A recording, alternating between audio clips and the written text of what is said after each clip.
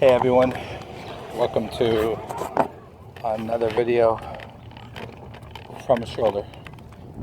Today's lesson we're going to be talking about custody and the importance of documentation.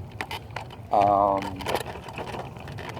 sure that you guys have either read or heard about how critical documenting everything is with your partner. Albeit any agreements or discussions, etc. I cannot stress how absolutely critical not only is documenting everything, but more so in categorizing those documents. What tends to happen over the course of obviously months and years that some of these custody battles can take. Mine, for an example, it took almost 3 years. Obviously, a lot happens throughout that time. Now, while you think you will remember everything that has occurred, it's not a matter of remembering. It's a matter of accessing and gathering that information when the time comes. If you are representing yourself, going pro se, if you have an attorney, one of the most important things is organizing that information in a cohesive manner in which it can support the argument that you're making. Or, and even more critical, it can debunk the allegations or argument that your partner is making. Many times what will happen is, let's say to be absolutely fair here, but many times what will happen is a memory or an allegation of an event mysteriously and magically gets distorted from your partner when it's being told either to their attorney, to the judge, or even to a custody evaluator. And you need to be able to access that information and provide that information almost on the drop of a dime. So one of the best ways that I have found, or that worked well for me, was to document everything via email. I would not and did not communicate with my son's mom via phone. If I did, it was seldom. And even when I did, upon hanging up, I would immediately email my son's mom a recap of what we discussed so that it could be in an easily readable format. While I also videotaped and recorded everything, and I'll speak to that in a second. Videos and audio recordings are a little difficult to get into the court sometimes, and they're not as easily presentable. So while you may have your child's parent, recorded on the phone or videotaped, in order for that to be able to be accessible, the court has to be notified prior. They have to provide a monitor or an audio system, etc., to make that happen. And that's not so easily done.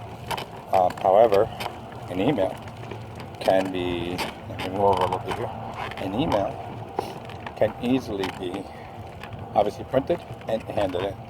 So not only is getting that information in an email absolutely critical, but in categorizing those emails is probably even more critical. So one of the things in which I would do immediately upon receiving or sending emails is I would either set labels to those emails or put them into various folders that I already had set up. So for an example, if you and your child's parent is going to make a switch a day that you guys have agreed to. I would get that in an email, then put that into a folder called switches. Anything that pertains to switches and days, I would put them in that folder. That way, if there's ever any issues, you can easily and quickly access those emails. I'll give you a perfect example. One time when my son's mom and I had come to an agreement for vacation time, and obviously the time went across her normal parenting time, as it was a vacation, it was a 10-day vacation. So upon coming home from my vacation, coming home from my trip, I still had a few days on my vacation. Mom decided that she wanted to come get our son. So she showed up at my house and demanded that I give her my son. Obviously, when I refused, she called the police in my town and said that she had the court order, which was true, that stated that this was her time to be with my son, our son. Now, while all that was true, obviously we had agreed to a vacation switch. So when the police arrived, I had my laptop, quickly went into my switch folders, and showed the police all the email exchanges that we had discussed. Obviously, the police understood. They asked her to leave, and they noted that in the police report. That police report became critical throughout the custody litigation, obviously in showing that mom was not working in good faith. So I cannot stress, again, not only the importance of documenting, but again, in categorizing that documentation. One of the things that I will mention over and over here is please do not make the same mistake of thinking that, oh, my partner would never do such a thing. We get along great. They would never. I can assure you, I not only said those things, but I laughed at those stories of other people that were in similar situations. So, when it comes down to the court and your partner is faced with having to give a reason as to why they want custody, I can assure you that they will do whatever they need to do to try to get that custody. Think about it that way. If that wasn't the case, would you even be in court? No. So, and even if you're not in court, you haven't gotten there, trust me, while I hope that that will never occur to you, but I can almost pretty much guarantee you that it will. So make sure you document and categorize everything. As for recordings, that is another thing I highly, absolutely, recommend. That very incident, when I came out to speak to mom, luckily, I had the wherewithal to get my cell phone and videotape. Because as mom called the police, she then stated that I was threatening her and that she needed help getting our son. Obviously, when the police got there, I had the videotape showing them that I was at no point, either directly or indirectly, threatening her. So if I did not have the video, again, you can argue or be mad or upset at the bias that exists, right? Obviously, helpless mom is there and grumpy old dad is being angry and physical, etc.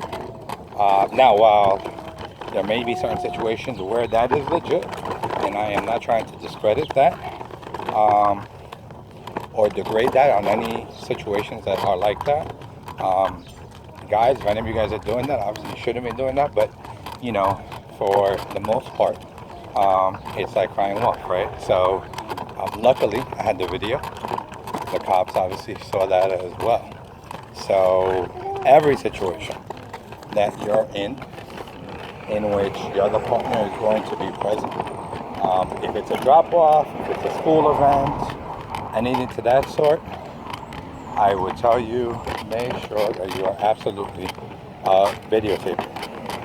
If you can't videotape, then record via audio whatever the situation is. With that being said, hi mama. With that being said, good night calls between you and your child, or even the other parent and your child. At least I know in New Jersey, which is a one-party consent, you're able to record the calls. So I would record those phone calls, which again ended up being indispensable. Not only did I record them because they were conversations for me and my son, and how awesome isn't it going to be that years from now I can play some of those for him, obviously the good ones, of us talking about whatever.